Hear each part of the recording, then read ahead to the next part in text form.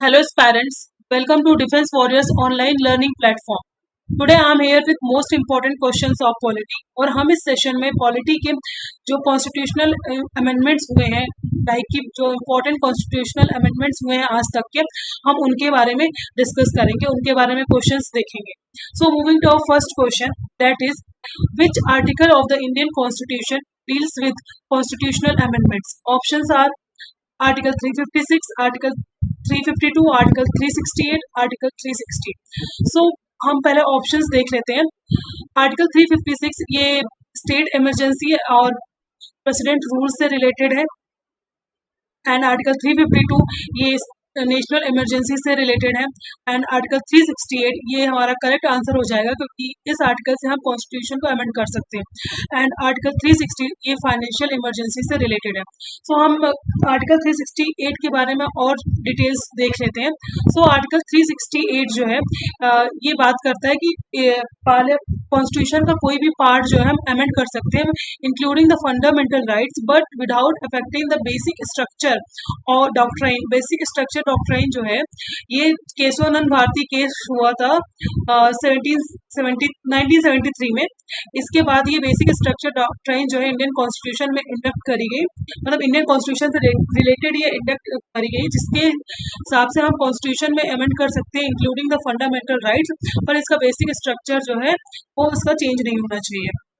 और ये article 368 part 20 के अंदर और ये आर्टिकल 68 पार्ट 20 के अंडर आता है. और इसमें जो है टू टाइप के अमेंडमेंट्स होते हैं. बाय स्पेशल मेजॉरिटी जिसमें फर्स्ट जो है 2/3 of present and voting and 50% of total strength होता है. और सेकंड में यही 2/3 of present voting and 50% of total strength. और यहाँ पे एक चीज और होती है कि ratification by half of total states.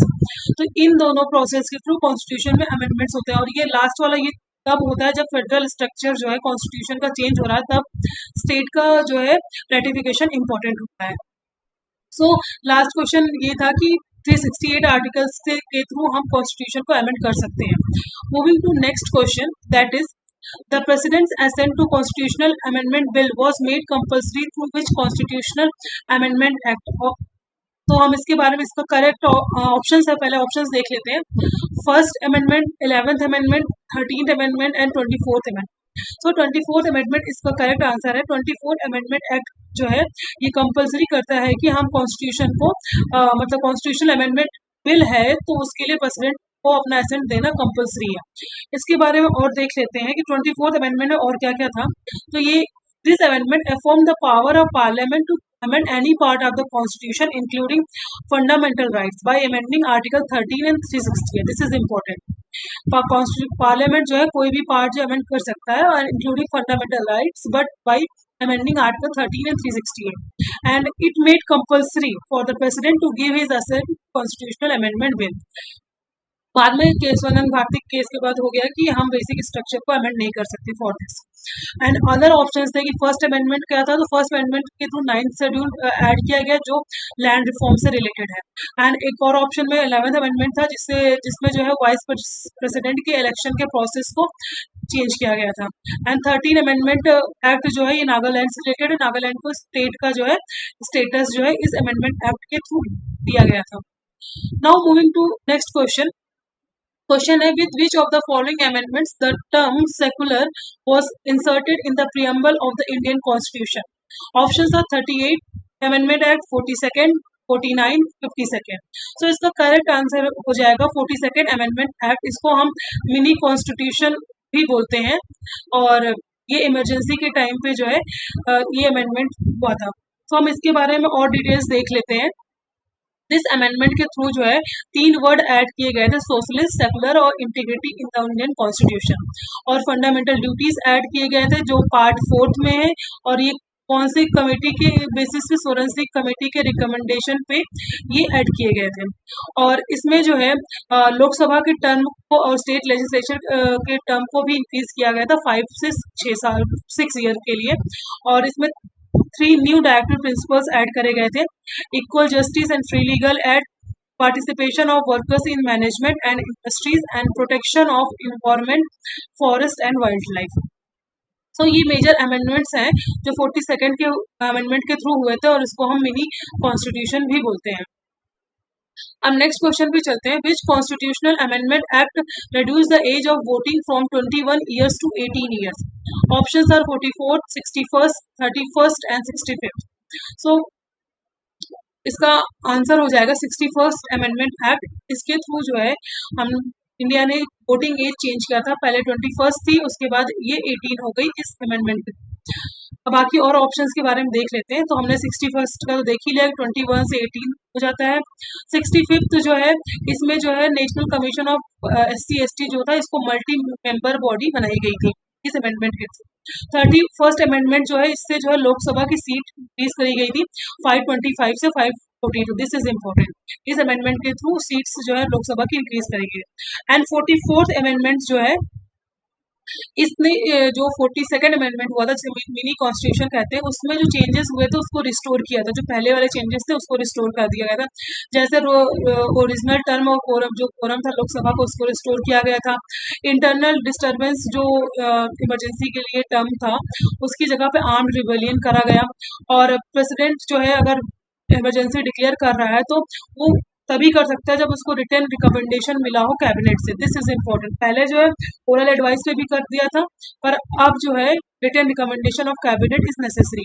And इसके बाद जो है राइट टू प्रॉपर्टी को फंडामेंटल राइट से डिलीट किया गया और इसको लीगल राइट बनाया गया। और आर्टिकल 21 और 21 की बात करी गई कि ये दोनों राइट्स जो है सस्पेंड नहीं होंगे ड्यूरिंग नेशनल इमरजेंसी। सो 44th अमेंडमेंट में ये सारी चीजें हुई थी। अब नेक्स्ट क्वेश्चन को देख लेते हैं। क्वेश्चन नंबर 5th है, 10th schedule of the Indian constitution was added by which amendment of the constitution? Options are 69th, 52nd, 61st and 10th amendment. So the correct answer इसमें हो जाएगा 52nd amendment act, जिसके through जो है 10th schedule add किया गया था। और सारी चीजें इसकी देख लेते हैं। This 52nd amendment provide for disqualification of members of parliament and state legislature on the ground of defection. मतलब कि अगर ये पार्टी वगैरह चेंज करते हैं तो जो है इनको स्पीकर जो है डिस्क्वालीफाई कर सकता है। डिस्क्वालिफिकेशन की पावर जो स्पीकर के पास होती है। और ये एक नया शेड्यूल ऐड करता है, 10th शेड्यूल। ऑप्शन में 10th अमेंडमेंट था जिसके थ्रू दादरा नगर हवेली को यूनियन टेरिटरी का स्टेटस दिया गया था। एंड ऑप्शन में 69th अमेंडमेंट भी था जिससे दिल्ली को यूनियन टेरिटरी ऑफ दिल्ली जो थी इसको स्पेशल स्टेटस दिया गया, national capital territory of Delhi. और इसको 70 मेंबर लेजिस्लेटिव असेंबलीज के लिए स्टेब्लिश हुई। और इसका जो है काउंसिल ऑफ मेंबर का जो रिस्ट्रिक्ट किया गया वो 7 मेंबर पे किया गया कि 10% ऑफ द असेंबली।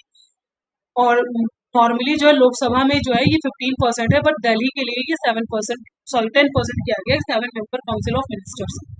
सो ये सारी डिटेल्स इस क्वेश्चन से रिलेटेड थी। Now moving to next question, that is question number 6। 73rd amendment of the Constitution of India is related to which of the following? Options are panchayats, municipalities, cooperative societies or districts. So इसका correct answer हो जाएगा 73rd amendment is related to panchayat. इससे पंचायत को constitutional status दिया गया। बाकी और details देख लेते हैं इस क्वेश्चन से रिलेटेड। तो 73rd अमेंडमेंट जो था इससे कॉन्स्टिट्यूशनल स्टेटस दिया गया पंचायत को। और इससे पार्ट 9th ऐड हुआ, 11th शेड्यूल ऐड हुआ। और फिर नेक्स्ट ऑप्शन था 74th अमेंडमेंट एक्ट 1992। इससे अर्बन लोकल बॉडीज को जो है कॉन्स्टिट्यूशनल स्टेटस दिया गया और पार्ट 9th ए ऐड हुआ, 12th शेड्यूल ऐड हुआ। देन 97th अमेंडमेंट भी कॉन्स्टिट्यूशन में ऑप्शन में था, तो इससे कोऑपरेटिव सोसाइटीज को कॉन्स्टिट्यूशनल स्टेटस दिया गया। Right to form cooperative society ये फंडामेंटल राइट बनाया गया अंडर आर्टिकल 19। और इससे DPSP भी ऐड हुआ, directive principle of state policy, and that is article 43B to promote cooperative societies.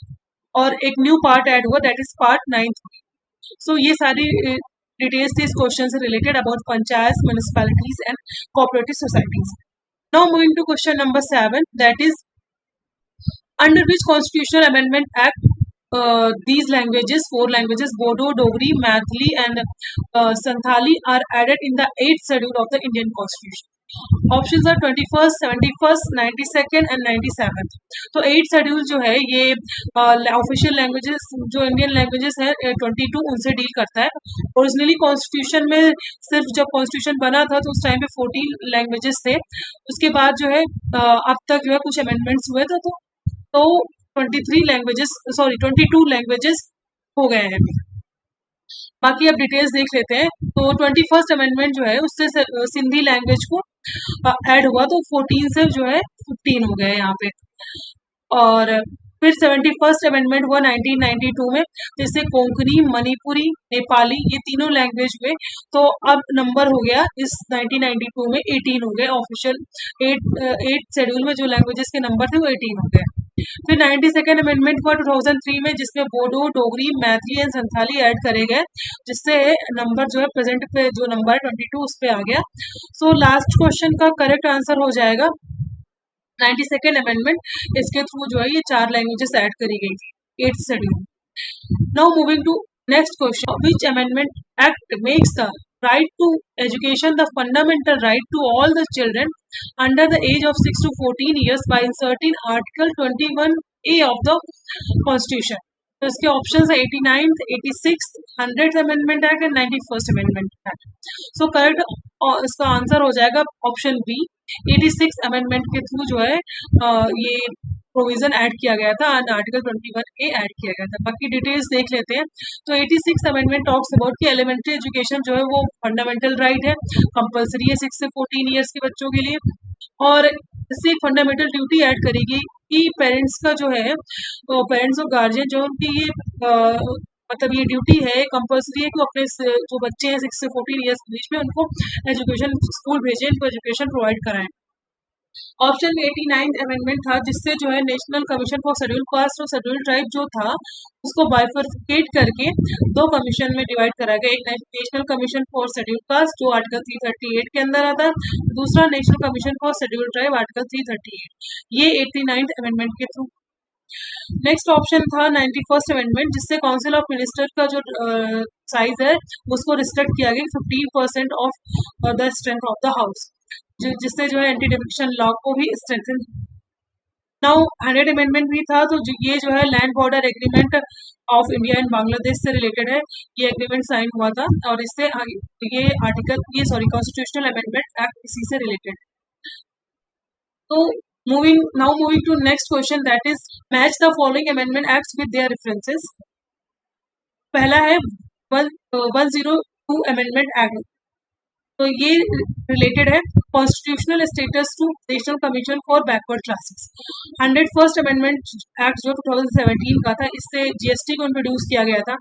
103rd था 10% reservation to economically weaker sections and 99th amendment जो था वो एनजैक से रिलेटेड है कि establishment of national judicial appointment commission. बाद में ये एनजैक जो है जो ये 99th अमेंडमेंट था, इसको सुप्रीम कोर्ट ने 2003 में इसको नल एंड वॉइड मतलब अनकॉन्स्टिट्यूशनल डिक्लेयर कर दिया था। तो और पुराना सिस्टम जो था वही रिस्टोर कर लिया था। सो हम ऑप्शंस देख लेते हैं, तो इसका करेक्ट ऑप्शन हो जाएगा ऑप्शन ए। बाकी डिटेल्स जो मैंने बताई थी वही सारी डिटेल्स हैं कि कॉलेजियम सिस्टम था, उसकी जगह एनजैक को इस अमेंडमेंट के थ्रू इंट्रोड्यूस किया गया था। बाद में जो सुप्रीम कोर्ट ने in 2015 the supreme court declare this amendment act as unconstitutional and void. फिर वही पुराना कॉलेजियम सिस्टम जो था वो ऑपरेशन में आ गया।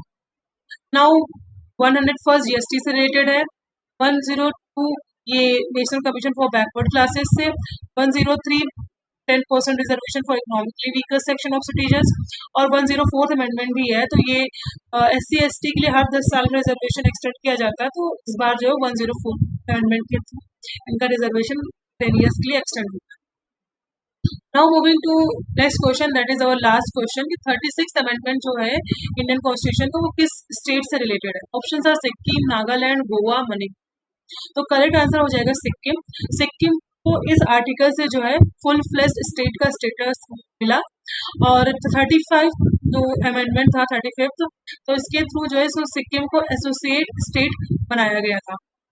बाकी और डिटेल्स देख लेते हैं, वही है सेम 36 के थ्रू इसको फुल फ्लेज्ड स्टेट बनाया गया, 35th के थ्रू इसको associate state of India consider किया गया, और 13 अमेंडमेंट जो है give the status of a state to Nagaland and made special provisions for it, और 14 अमेंडमेंट के थ्रू पौंडीचेरी को इंडियन इंडिया में इंडक्ट किया गया, और यूनियन टेरिटरीज जो हिमाचल प्रदेश, मणिपुर, त्रिपुरा, गोवा, दमन, दीव थी, इनको लेजिस्लेचर और काउंसिल ऑफ मिनिस्टर प्रोवाइड करेंगे। बाद में हिमाचल प्रदेश, मणिपुर ये जो 4 है त्रिपुरा, गोवा, इनको स्टेटहुड भी डिवाइड कर दी गई थी। सो ये 10 क्वेश्चंस थे हमारे कॉन्स्टिट्यूशनल अमेंडमेंट से related. Thank you so much for watching, और लाइक शेयर और सब्सक्राइब करिए, और for the PDF of this YouTube video इस टेलीग्राम चैनल को ज्वाइन करिए। Thank you so much for watching.